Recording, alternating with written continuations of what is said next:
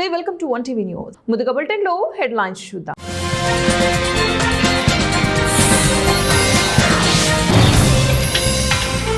ఉద్యోగులకు కూటమి ప్రభుత్వ సంక్రాంతి బొనాన్సా 2653 కోట్ల రూపాయల నిధులు విడుదల.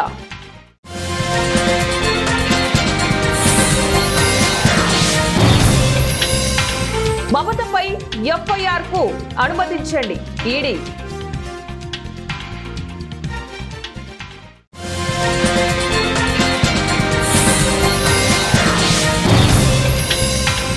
కరూర్ తొక్కిసలాటతో టీవీకేకు సంబంధం లేదు, సిబిఐకి చెప్పిన విజయ్. ఉద్యోగులు వివిధ పనులు చేపట్టిన కాంట్రాక్టర్లకు కూటమి ప్రభుత్వ సంక్రాంతి కానుక ప్రకటించింది. ముఖ్యమంత్రి చంద్రబాబు ఆదేశాల మేరకు చెల్లింపుల నిమిత్తం నిధులు విడుదల చేసినట్లు ఆర్థిక మంత్రి పయ్యావుల కేశవ్ ప్రకటించారు. నీరు, చెట్టు బిల్లులు సహా వివిధ వర్గాలకు ఊరటనిస్తూ బిల్లులను క్లియర్ చేసినట్లు తెలిపారు. మొత్తంగా 2653 కోట్ల రూపాయల మేర ఉద్యోగులు, డిఏ, డిఆర్ ఏరియన్స్ కాంట్రాక్టర్ల బిల్లులకు నిధులు విడుదల చేసింది కూటమి ప్రభుత్వం. పెండింగ్ లో ఉన్న ఒక డిఏ, డిఆర్ ఏరియన్స్ నిమిత్తం 1100 కోట్ల రూపాయలు విడుదల చేసింది. అలాగే పోలీసులకు ఇవ్వవలసిన సరెండర్ లీవుల్లో 110 కోట్ల రూపాయలు మంజూరు చేసింది. ఈఏపీ, నాబార్డు, పాస్కి, సిఆర్ఐఎఫ్ పన్నుల నిమిత్తం 1243 కోట్ల రూపాయలు విడుదల చేస్తూ కీలక నిర్ణయం తీసుకుంది. ఇందులోనే నీరు, చెట్టు బిల్లుల నిమిత్తం సుమారు 40 కోట్ల రూపాయలు విడుదల చేసింది కూటమి ప్రభుత్వం. అలాగే డిఏ, డిఆర్ ఏరియన్స్ చెల్లింపులతో 2.25 లక్షల మంది సిపిఎస్ ఉద్యోగులకు, 2.70 లక్షల మంది పెన్షన్లకు లబ్ధి చేకూరనుంది. సుమారు 55,000 మంది పోలీసులకు సరెండర్ లీవుల చెల్లింపులు చేసింది. ఇక నీరు, చెట్టు సహా వివిధ పనులు చేపట్టిన కాంట్రాక్టర్లకు బిల్లులు చేపట్టడంతో దాదాపు 19,000కు పైగా కాంట్రాక్టర్లకు చెల్లింపులు చేస్తూ రాష్ట్ర ప్రభుత్వం కీలక నిర్ణయం తీసుకుంది. పశ్చిమ బెంగాల్ సీఎం మమతా సహా ఆ రాష్ట్ర డీజీపీ, కోల్కతా పోలీసు కమిషనర్లపై ఎఫ్ఐఆర్ నమోదు చేసేందుకు ఈడీ సిద్ధమైంది. ఈ క్రమంలో సుప్రీంకోర్టు అనుమతి కోరుతూ సోమవారం పిటిషన్ దాఖలు చేసింది. రాజకీయ కన్సల్టెన్సీ సంస్థ ఐపాక్ మనీ లాండరింగ్ కేసులో విచారణకు అడ్డుపడుతున్నారని ఈడీ అధికారులు పిటిషన్లో పేర్కొన్నారు. రాజ్యాంగ భద్ర హోదాల్లో ఉన్నవారు, పోలీస్ అధికారులు చట్టబద్ధమైన విచారణలో జోక్యం చేసుకున్నారని ఆరోపించారు. కరూర్ తొక్కిసలాట ఘటనతో తమ పార్టీకి ఎలాంటి సంబంధం లేదని తమిళ వెట్రి కళగం అధ్యక్షుడు, ప్రముఖ సినీ నటుడు విజయ్ సిబిఐకి చెప్పినట్లు తెలుస్తోంది. ఈ ఘటనపై దర్యాప్తులో భాగంగా సిబిఐ ముందు విజయ్ సోమవారం నాడు హాజరయ్యారు. సుమారు 6 గంటల సేపు విచారణ సాగింది. పొంగల్ తర్వాత మరోసారి విజయ్ను సిబిఐ ప్రశ్నించే అవకాశం ఉంది. తొక్కిసలాట ఘటనతో టీవీకేకు సంబంధం లేదని, పరిస్థితి చేదాటకూడదనే ఉద్దేశంతోనే తాను అక్కడి నుంచి వెళ్లిపోయానని విచారణలో సిబిఐకి విజయ్ చెప్పినట్లు సంబంధిత వర్గాలు తెలిపాయి. పార్టీ కార్యకర్తలు సైతం ఇంతకు ముందు సిబిఐ ప్రశ్నించినప్పుడు ఇదే సమాధానం ఇచ్చారు. సోమవారం జగిత్యాల జిల్లాలో జరిగిన ప్రజావాణిలో భాగంగా మాజీ జెడ్పీ చైర్పర్సన్ వసంత ఓటర్ లిస్టులో తప్పులు తడకలు తొలగించాలని కోరుతూ కలెక్టర్కు ఫిర్యాదు చేశారు. ఈ సందర్భంగా ఆమె మాట్లాడుతూ రాబోయే మున్సిపల్ ఎన్నికలకు సంబంధించి తమకు అనుకూలమైన వార్డులలో తమ అనుచరులను ఓటర్లుగా నమోదు చేస్తున్నారు. అంతేకాకుండా గ్రామీణ ప్రాంతాలలోని వారిని పట్టణంలో ఓటర్లుగా నమోదు చేస్తున్నారు. బీఆర్ఎస్ ప్రతిపక్షంలో ఉన్న ప్రజా గొంతుకగా ప్రజల కోసం పోరాడుతోంది. జగిత్యాల మున్సిపల్లో కూడా గత బీఆర్ఎస్ ప్రభుత్వ హయాంలోనే అభివృద్ధి పనులు జరిగాయి. కొత్తగా ఏజీఓ కూడా తీసుకువచ్చి అభివృద్ధి పనులు ఈ ప్రభుత్వం మొదలు పెట్టలేదు. గత ప్రభుత్వం పట్టణ పేదల కోసం 4,520 డబుల్ బెడ్రూమ్లు నిర్మించింది. కానీ ప్రస్తుత కాంగ్రెస్ ప్రభుత్వం వారికి మౌలిక వసతులు కూడా కల్పించడం లేదు. పట్టణంలో వార్డుల వారీగా రిజర్వేషన్లలో పారదర్శకత పాటించాలన్నారు. అని చెప్పేసి మరి స్వయాన ముఖ్యమంత్రి రేవంత్ రెడ్డి గారే మరి బీసీలకు 42% రిజర్వేషన్లు కల్పిస్తామని చెప్పేసి నమ్మబలికి ఓట్లేసిన తర్వాత సీట్లో కూర్చున్న తర్వాత మరి బీసీలను మరి దూరం చేసే ప్రయత్నం చేసినారు. కానీ ఇలా బడుగు బలహీన వర్గాలకు రావాల్సినటువంటి హక్కులను కాలరాసే ప్రయత్నం ఈ కాంగ్రెస్ ప్రభుత్వం రేవంత్ రెడ్డి గారు చేస్తూ ఉన్నారు. కాబట్టి అవన్నీ కూడా జరగకుండా మీరు ఇచ్చిన మాట ప్రకారం 42% రిజర్వేషన్ మరి బడుగు బలహీన వర్గాలకు, బహుజన బిడ్డలకు అమలు చేయాలని చెప్పేసి, రిజర్వేషన్లు పారదర్శకంగా జరగాలని మీరు ఇచ్చిన మాట మీద నిలబడే వ్యక్తులైతే మరి దాన్ని నిరూపించుకోవాలని చెప్పేసి కూడా మేము బీఆర్ఎస్ పార్టీ పక్షాన కేసీఆర్ గారి నాయకత్వంలో డిమాండ్ చేస్తూ ఉన్నాం. ఇలా జైత్యాల్ ఒక కలెక్టరేట్ భవనం ఉన్నది జైత్యాల్ పట్టణంలో, ప్రజలకు అనుకూలంగా ప్రజలకు సౌకర్యంగా ఉన్నదంటే ఇది కేసీఆర్ గారి ఆనవాళ్ళు అని చెప్పేసి మరొకసారి తెలియజేస్తూ ఉన్నాం. ఇలా జైత్యాల పట్టణ అభివృద్ధి, జైత్యాల జిల్లా కావచ్చు, తెలంగాణ రాష్ట్రంలో జైత్యాల జిల్లా ముఖ్యంగా జైత్యాల నియోజకవర్గం, జైత్యాల పట్టణం కావచ్చు, అటు రాయకల్ మున్సిపాలిటీలో కూడా మరి అభివృద్ధి జరిగింది అని అంటే కేవలం అది కేసీఆర్ గారి ద్వారానే జరిగింది అని చెప్పేసి చెప్పక తప్పదు. ఎందుకంటే రాయకల్ లాంటి చిన్న గ్రామ పంచాయతీగా ఉన్నటువంటి రాయకల్ను ఒక పట్టణంగా మార్చడమే కాకుండా అప్పుడు ఉన్నటువంటి మరి బీఆర్ఎస్ ప్రభుత్వంలో కేసీఆర్ గారి నాయకత్వంలో 25 కోట్లు ఇస్తే ఇప్పటి వరకు కూడా ఇంకా 2 కోట్లు మిగిలి ఉన్నాయి. ఇప్పటి వరకు కూడా మరి అవే కొబ్బరికాయలు కొడుతూ ఉన్నారు. ప్రజలకు సంక్షేమం, అభివృద్ధి 2 కళ్ళలాగా మరి రాయకల్ను నడిపిస్తూ ఉన్నారు. ఒకవైపు అయితే ఇంకోవైపు జైత్యాల పట్టణం ఇలా 48 వార్డులు మరి బీఆర్ఎస్ గవర్నమెంట్లో చేసింది. మళ్ళీ ఇప్పుడు వచ్చిన తర్వాత జగిత్యాల జిల్లా వ్యాప్తంగా స్పీడ్ బ్రేకర్లు ఎక్కువగా ఉన్నాయని జగిత్యాల మంచినీళ్ల బావి నుంచి మేడిపల్లి మండల కేంద్రం వరకు కేవలం 10 కిలోమీటర్ల దూరంలో దాదాపు 30 స్పీడ్ బ్రేకర్లు ఉండటం వలన ద్విచక్ర వాహనంపై ప్రయాణిస్తున్నప్పుడు ప్రయాణికులు నడుము నొప్పికి గురయ్యే అవకాశం ఉంది. స్పీడ్ బ్రేకర్ వద్ద వాహనం వేగం తగ్గించినప్పుడు వెనుక నుంచి వస్తున్న వాహనాలు ఢీకొనే ప్రమాదం జరిగే అవకాశం కూడా ఉంది. స్పీడ్ బ్రేకర్లను రహదారుల నిబంధనల ప్రకారం మాత్రమే నిర్మించే విధంగా చర్యలు తీసుకోవాలని కలెక్టర్కు ఫిర్యాదు చేశారు. మేడిపల్లి మండల కేంద్రానికి చెందిన ఫిర్యాదుదారుడు శ్రీనివాస్ పేర్కొన్నాడు. నేషనల్ హైవే మీద అసలు ఈ స్పీడ్ బ్రేకర్లు ఇన్ని ఉండొచ్చా, ఎందుకు ఇచ్చేది ఏంటి? దీనివల్ల ఈ స్పీడ్ బ్రేకర్ల వల్ల ఉపయోగం ఏంటిది? పెద్ద ద్విచక్ర వాహనం మినక 4 చక్రాల వాహనాలు ఏవి కూడా ఆ పైన వాహనాలు వేగ నియంత్రణ పాటిస్తున్నాయి. స్లో డౌన్ అవుతున్నాయి. ఎక్కడ కావడం లేదు. ఎవ్వరు వెళ్ళిపోయే తీరు వాళ్ళు వెళ్ళిపోతారు. ఒక ద్విచక్ర వాహనమే మెల్లిగా డిస్క్ ప్రాబ్లమ్స్ అవుతున్నాయి కాబట్టి మెల్లిగా వెళ్ళాలనే క్రమంలో స్లో చేసుకుంటే అక్కడ వెనుక వాహనం వచ్చి మమ్మల్ని ప్రమాదం జరిగే అవకాశం ఉంది. కాబట్టి కలెక్టర్ గారికి ఈరోజు ఇచ్చింది, పరిశీలించి నిర్ణయం తీసుకోవాలని కోరుతున్నాం. అట్నే నేషనల్ హైవే ఏఈలు కానీ వాళ్ళు కానీ ఏం చేస్తున్నారంటే తిరుపతి జిల్లా పాకాల మండలం ఎంపీడీఓ కార్యాలయంలో మండల సర్వసభ్య సమావేశం ఎంపీపీ అధ్యక్షతన ఎంపీడీఓ వాసుదేవరావు ఆధ్వర్యంలో సింగిల్ విండో చైర్మన్ కృష్ణమనేని సావిత్రి, తహసీల్దార్ సంతోష్ సాయి సమక్షంలో సోమవారం నిర్వహించారు. పాకాల మండలంలోని సమస్యలను వివిధ శాఖల అధికారులను, పంచాయతీ సెక్రటరీలను అడిగి తెలుసుకున్నారు. వ్యవసాయానికి విద్యుత్ సమస్యలు తలెత్తకుండా చూడాలని అధికారులకు ఆదేశించారు. రైతులను వెటర్నరీ సిబ్బంది గుర్తించి వారికి గోకులాలు మంజూరు చేసి షెడ్ ఏర్పాటు చేయాలన్నారు. ముఖ్యంగా రైతులు వాళ్ళ సొంత పొలంలో ఉన్న టేకు, వేప చెట్లు వారి అవసరాల నిమిత్తం తీసుకువెళితే ఫారెస్ట్ అధికారులు అక్రమంగా కేసులు నమోదు చేస్తున్నారని రైతులు ఎంపీడీఓ దృష్టికి తీసుకుని వచ్చారు. టేకు, వేప చెట్లు తీసుకువెళ్లే రైతులకు అనుమతి పత్రాలు ఇవ్వాలని రెవెన్యూ అధికారులకు తెలిపారు. పాకాల మండలంలోని పలు పంచాయతీలలోని త్రాగునీటి సమస్య, విద్యుత్ సమస్య, స్ట్రీట్ లైట్లు, డ్రైనేజీ, వాటర్ ట్యాంక్ ఇతర సమస్యలను త్వరితగతిన సమస్యను పరిష్కరించాలని అధికారులకు, పంచాయతీ కార్యదర్శులకు సూచించారు. అర్హత ఉన్న ప్రతి లబ్ధిదారులకు లబ్ధి చేకూర్చాలని చూడాలని పేర్కొన్నారు. ఈ కార్యక్రమంలో వివిధ శాఖల మండల అధికారులు, పంచాయతీ కార్యదర్శులు, ప్రజాప్రతినిధులు, సిబ్బంది పాల్గొన్నారు. మన అందరి పంచాయతీ కార్యదర్శులని అందరినీ మోటివేట్ చేసి ప్రతి గ్రామంలో ఈ పరిశుభ్రత విషయం పైన ఎంతో శ్రద్ధ వహిస్తూ దానికి తగ్గ చర్యలు కూడా తీసుకుంటుంది. ఇప్పుడు ఈ నెల 17వ తారీఖు నుండి 3 స్పెల్స్లో ఒక్కొక్క మండలంలో స్వచ్ఛ రథము అనేసి కొత్తగా ప్రభుత్వము ఒక పథకాన్ని ప్రారంభిస్తుంది.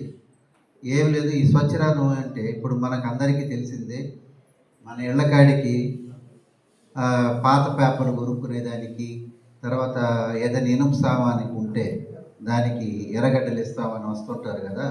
అలాగే ఈ స్వచ్ఛ రథం అనేసి ఒక రథం అంటే ఒక వెహికల్ ఉంటుంది. ఆ వెహికల్లో వాళ్ళు ఏం చేస్తారంటే షాంపూ ప్యాకెట్లని, సబ్బులని, తర్వాత ఏంటంటే నిత్యావసర సరుకులు కొన్ని పెట్టుకొని వస్తారు. వాళ్ళు మీరిచ్చేటువంటి ప్లాస్టిక్ సామాన్ అయితేనేమి, ఇనప సామాన్ అయితేనేమి, అంటే మీరు చెత్తని బయట ఎట్టంటే అట్ట పడేయకుండా సెగ్రిగేట్ చేసి పక్కన పెట్టి ఒక ప్రజలకు ఒక చిన్నపాటి అలవాటు చేస్తుందన్నమాట. మీరు ఆ వస్తువులన్నింటినీ భద్రంగా పెట్టండి, ఎక్కడంటే అక్కడ పడేయబాకండి. 110 అర్జీలు టైం లైన్లో క్లోజ్ చేయాలి. 110 అర్జీలు దేనికి సంబంధించి వచ్చాయంటే 22A డెలిషన్కి వచ్చాయి, కొన్ని భూమి హద్దులు చూపించమని వచ్చాయి, కొన్ని వెబ్లాండ్ కరెక్షన్స్, న్యూ ఎంట్రీలు ఉన్నాయి, నోషనల్ నెంబర్స్ ఉన్నాయి. దీర్ఘకాలికంగా ఉన్న సమస్యలే వచ్చాయి. మళ్ళీ తిరిగి మనకి 110 అర్జీలకి ఈ పాకాల మండలం సంబంధించి మాత్రమే 110 వచ్చాయి. కార్యక్రమం బాగా జరిగింది. ఈవినింగ్ కలెక్టర్ గారు కూడా ఈ అర్జీలు సకాలంలో స్టిపులేటెడ్ టైంలో క్లోజ్ చేయమని చెప్పి మనకి గైడ్లైన్స్ ఇచ్చున్నారు. ఈ 110కి సంబంధించి మ్యాక్సిమం అవగలవేమో ఉన్నాయి. వాటికన్నిటికీ ప్రతిపాదనలు పంపి వాటికి ఆమోదం తీసుకొని మన మండల లెవెల్లో ఏం చేయొచ్చు అవి కొన్ని చేయడం జరుగుతుంది. మేజర్గా నోషనల్ నెంబర్స్ అవి చాలా రోజులుగా పెండింగ్ ఉంది కాబట్టి నోషనల్ నెంబర్స్ తహసీల్దార్కి ఆప్షన్ వచ్చింది కాబట్టి త్వరలో నోషనల్ నెంబర్స్ కూడా చేయడం జరుగుతుంది.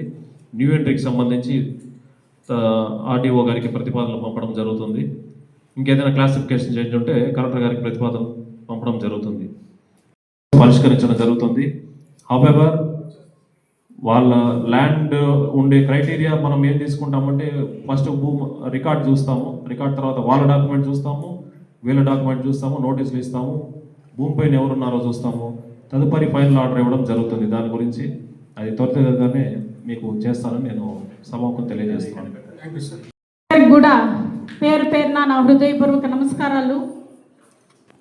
మనకి సొసైటీ తరపున చాలా లాస్లో ఉన్న దాన్ని కూడా మనము ఆగస్టులో నేను చార్జ్ తీసుకున్న తర్వాత 40 లక్షలు వసూలు చేయడం జరిగింది. అంతకుముందు వాళ్ళు ఏం చేస్తారో తెలియదు కానీ అందరూ నోటీసులు ఇవ్వకుండా 10 ఏళ్ళ నుంచి కూడా అట్లే ఓవర్ డ్యూలు అన్నీ ఉన్నాయి. అందరికీ నోటీసులు ఇప్పించి 40 లక్షలు ఈ 5 నెలల్లో వసూలు చేయడం జరిగింది. ఇంకా 1.5 కోటి ఉంది. ఇలాంటివన్నీ కూడా అందరూ కలిసికట్టుగా చేసుకుంటే తప్పకుండా అన్నీ సాధ్యమవుతాయని కూడా చెప్పుకుంటున్నాం. అదేవిధంగా మనకి ఎరువులు మన వడ్డపల్లిలో కూడా ఒక లోడ్ దించి మళ్ళీ చాలేదంటే ఇమీడియట్గా అన్నమయ్య జిల్లా పీలేరు పట్టణంలోని మార్కెట్ యార్డ్ ఆవరణంలో పంచాయతీ కార్యదర్శి బ్రహ్మానందరెడ్డి వారి సిబ్బందితో సంక్రాంతి పండుగ సందర్భంగా విశిష్టత పర్యావరణ పరిరక్షణపై చుక్కల ముగ్గులకు వివిధ రంగుల ముగ్గులు సందేశాత్మకంగా కళాత్మకంగా మహిళలు తీర్చిదిద్దారు. సంక్రాంతి పండుగ ముందే వచ్చింది అనేలాగా ప్రాంగణమంతా ముగ్గులతో కలకలలాడింది. ఈ కార్యక్రమానికి ముఖ్య అతిథిగా రైతు మార్కెట్ యార్డ్ అధ్యక్షులు పురం రామ్మూర్తి పాల్గొన్నారు.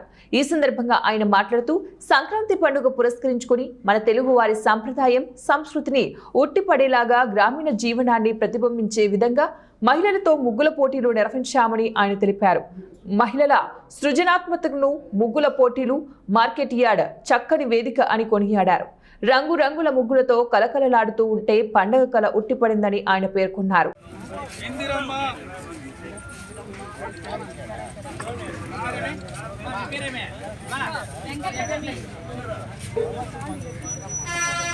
రమ్యశ్రీ నాగజ్యోతి సి విజయ బి రేణుక ఎం నీరజ. ఎన్టీఆర్ జిల్లా గంపలగూడెం మండలం గాదివారి గ్రామంలో సీసీ రోడ్లకు భూమి పూజ చేసి ఎమ్మెల్యే కొలికపూడి శ్రీనివాసరావు పనులు ప్రారంభించారు. ఎమ్మెల్యే మాట్లాడుతూ సంక్రాంతి పండుగకు 2 రోజుల ముందుగానే గాదివారి గ్రామంలో సంక్రాంతి సంబరాలు చేసుకునేలాగా డిప్యూటీ సీఎం పవన్ కళ్యాణ్ గారు సీసీ రోడ్లకు నిధులు మంజూరు చేసి పండుగ వాతావరణం ఈ గ్రామానికి తీసుకొని వచ్చారు. ఈ గ్రామంలో ప్రతి రోడ్డు సీసీ రోడ్డు నిర్మాణం జరుగుతుందని ఎమ్మెల్యే తెలియజేశారు. ఈ కార్యక్రమంలో సర్పంచ్ చెన్న శ్రీనివాసరావు జనసేన నాయకులు పాల్గొన్నారు. చెప్పండి, పల్లె పండగ.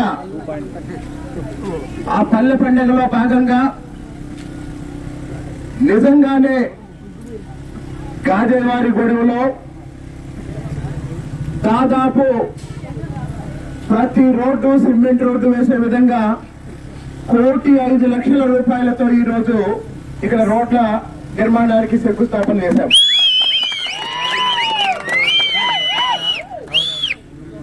రాయదుర్గం మండలం వేపరాల గ్రామంలోని చెరువును ప్రభుత్వ అనుమతులు లేకుండా నిబంధనలకు విరుద్ధంగా యథేచ్ఛగా తవ్వుతూ వందలాది ట్రిప్పుల మట్టిని ప్రతిరోజు కర్ణాటక రాష్ట్రం మొలకొల్మూరు ప్రాంతానికి అక్రమంగా తరలిస్తున్నారని స్థానిక ప్రజలు తీవ్ర ఆగ్రహం వ్యక్తం చేస్తున్నారు. ఈ అక్రమ మట్టి త్రవ్వకాలు తరలింపుల ద్వారా ప్రతిరోజు లక్షలాది రూపాయలు మొత్తంగా ₹1,00,00,000 ప్రజాధనం దోచుకుంటున్నారనే ఆరోపణలు బలంగా ఉన్నాయి. ఈ నేరపూరిత మట్టి దందాలో మట్టి తవ్వకం వైసీపీకి చెందిన నాయకుల ఆధ్వర్యంలో జరుగుతూ ఉండగా డబ్బుల వసూలు మరియు వ్యవహార నిర్వహణ మాత్రం తెలుగుదేశం పార్టీకి చెందిన కీలక నేతలు చేపడుతున్నారనే సమాచారం కలకలం రేపింది.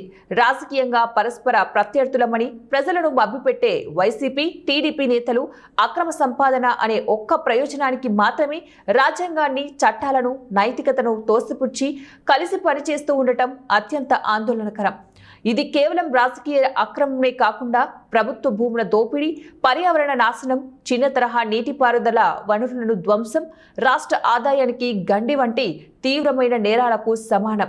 ఇంతటి భారీ స్థాయిలో అక్రమ మట్టి తరలింపు జరుగుతూ ఉన్నప్పటికీ రెవెన్యూ శాఖ, పోలీస్ శాఖ, చిన్న తరహా నీటిపారుదల శాఖలకు చెందిన కొందరు అధికారులు చట్టబద్ధమైన చర్యలు తీసుకోకుండా ఈ వైసీపీ, టీడీపీ అక్రమ జాయింట్ వెంచర్కు ప్రత్యక్షంగా లేదా పరోక్షంగా సహకరిస్తున్నారని ఆరోపణలు ప్రజల నుంచి వినిపిస్తున్నాయి. ఇది అధికార దుర్వినియోగం, విధి నిర్లక్ష్యం, నేరాలకు ఆశ్రయం కల్పించడం కిందకు వస్తుందని బీఎస్పీ స్పష్టం చేస్తుందని బహుజన సమాజ్ పార్టీ పేర్కొంది. మాట్లాడకూడదు అని చెప్పేసి నేను ఈ 3-4 రోజులు కూడా దీనిపైన వెయిట్ చేయడం అనేది జరిగింది. అంటే ఎంత ఇదిగా జరుగుతూ ఉందంటే అక్కడ నేను ఒక చిన్న వీడియో చూపిస్తా. ఆ వీడియో కూడా మీకు సెండ్ చేస్తాను మీడియా మిత్రులకు. చూడండి ఏ విధంగా తవ్వకాలు జరిగినాయి వేపరాల చెరువు నుంచి. దీనిపైన చిన్న నీటి పారుదల శాఖ అధికారులు ఏం చేస్తున్నారు, రెవెన్యూ అధికారులు ఏం చేస్తున్నారు, డిపార్ట్మెంట్ ఏం చేస్తుంది అనేది మాకు అంతు చిక్కడం లేదు. ఈరోజు ఇరిగేషన్ డిపార్ట్మెంట్కి సంబంధించి అధికారితో కూడా నేను మాట్లాడడం అనేది జరిగింది. గీతాలక్ష్మి గారితో మాట్లాడడం జరిగింది. అదేవిధంగా ఎంఆర్ఓ గారితో కూడా మాట్లాడడం జరిగింది. అంటే మేము ఎవరో ఒకరు నాయకులు స్పందిస్తే తప్ప మీరు పట్టించుకోరా అంటే ఎంత విచ్చలవిడిగా కర్ణాటకకి ఒక చెరువు నుంచి మట్టి తరలిస్తూ ఉంటే దీంట్లో ఒకవైపు వైసీపీ నాయకులు కావచ్చు, వీళ్ళకి ఒత్తాసు పలుకుతున్న టీడీపీ నాయకులు కావచ్చు. దీంట్లో విచిత్రం ఏమంటే ఇద్దరు కలిసి దందాలు నడుపుతున్నారని చెప్పేసి అక్కడున్న ప్రజలు పూర్తి సమాచారాన్ని బహుజన సమాజ్ పార్టీకి అందజేయడం జరిగింది. దానివల్ల ఈరోజు మీడియా పరంగా దీన్ని పూర్తి అక్కడ జరిగిన ఆ మట్టి దందా గురించి పూర్తి వివరాలు మీకు పెడుతున్నాం. దీనిపైన వెంటనే అధికారులు చర్యలు తీసుకోకపోతే బహుజన్ సమాజ్ పార్టీ తీవ్రంగా దీనిపైన రాష్ట్రంలో ప్రజా ఉద్యమాలపై రాష్ట్ర ప్రభుత్వం నిర్బంధ చర్యలు ఆపాలని అనకాపల్లి జిల్లా రైతు నాయకుడు ఎం అప్పలరాజుపై అక్రమంగా పెట్టిన పీడీ చట్టాన్ని ఎత్తివేసి జైలు నుంచి విడుదల చేయాలని, బుట్టాయిగూడెం మండలం ఇనుమూరు గిరిజన రైతులపై పెట్టిన అక్రమ కేసులు ఎత్తివేయాలని డిమాండ్ చేస్తూ రైతు, వ్యవసాయ కార్మిక ప్రజా సంఘాల ఆధ్వర్యంలో సోమవారం ఏలూరు కలెక్టరేట్ ముందు ధర్నా నిర్వహించారు. ప్రజా ఉద్యమాలపై రాష్ట్ర ప్రభుత్వం నిర్బంధ చర్యలు ఆపాలంటూ నినాదాలు చేశారు. ఈ సందర్భంగా ఆంధ్రప్రదేశ్ వ్యవసాయ కార్మిక సంఘం రాష్ట్ర ఉపాధ్యక్షుడు ఏ రవి, జిల్లా కార్యదర్శి పి రామకృష్ణ, ఆంధ్రప్రదేశ్ రైతు సంఘం జిల్లా కార్యదర్శి కె శ్రీనివాస్, సిఐటియు జిల్లా ప్రధాన కార్యదర్శి డిఎన్విడి ప్రసాద్ మాట్లాడారు. అనకాపల్లి జిల్లా రైతు నాయకుడు ఎం అప్పలరాజుపై రాష్ట్ర ప్రభుత్వం అక్రమంగా పీడీ చట్టం పెట్టి 2025 డిసెంబర్ 24న విశాఖ సెంట్రల్ జైల్లో నిర్బంధించారని చెప్పారు. గంజాయి వ్యాపారులు, మానవ అక్రమ రవాణా చేసే వ్యక్తులు, భూ కబ్జాదారులు, గూండాలు, రౌడీలపై పెట్టవలసిన పీడీ చట్టాన్ని రైతు నాయకుడు ఎం అప్పలరాజుపై ప్రయోగించి జైల్లో నిర్బంధించడం రాష్ట్ర ప్రభుత్వ నియంతృత్వ చర్యకు నిదర్శనమని విమర్శించారు. అనకాపల్లి జిల్లా నక్కపల్లి మండలం రాజయ్యపేట ప్రాంతంలో ఏర్పాటు చేసిన బల్క్ డ్రగ్స్ వల్ల సముద్ర తీర ప్రాంతం కాలుష్యం కారణంగా మారుతుందని, మత్స్య సంపద దెబ్బతింటుందని, మత్స్యకారులు ఉపాధి కోల్పోతున్నారని అన్నారు. ప్రజలు, రైతుల ఆమోదం లేకుండా వ్యవసాయ భూములను పరిశ్రమల నిర్మాణానికి తీసుకోకూడదని 2013 భూసేకరణ చట్టం చెబుతోందని గుర్తు చేశారు.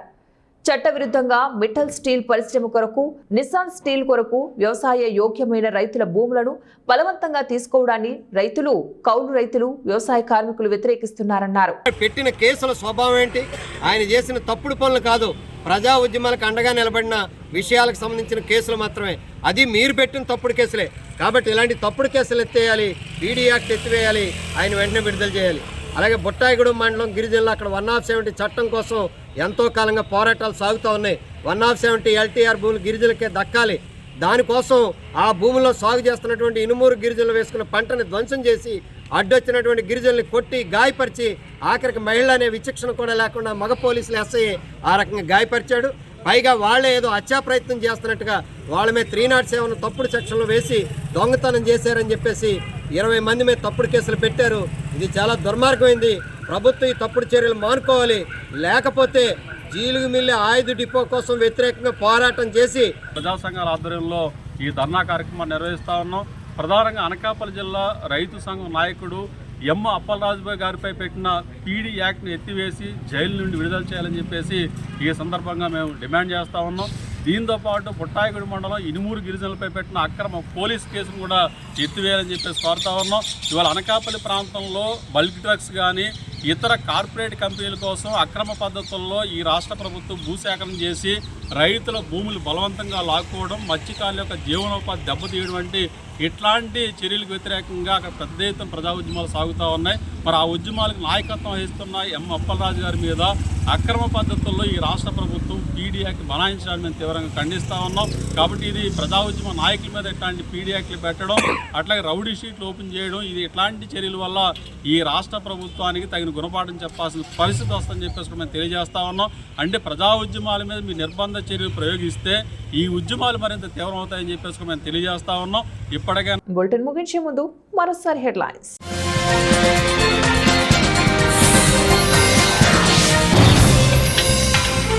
ఉద్యోగులకు కూటమి ప్రభుత్వ సంక్రాంతి బొనాన్సా 2653 కోట్ల రూపాయల నిధులు విడుదల.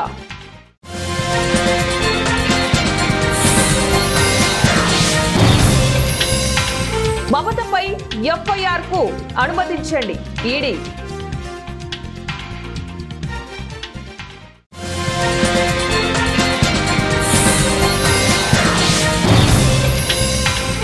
కరూర్ తొక్కిసలాటతో టీవీకేకు సంబంధం లేదు, సిబిఐకి చెప్పిన విజయ్. ఇవి ఇప్పుడు బులెటిన్ డీటెయిల్స్. నెక్స్ట్ బులెటిన్ లో మళ్ళీ కలుద్దాం. Until then keep watching 1TV news.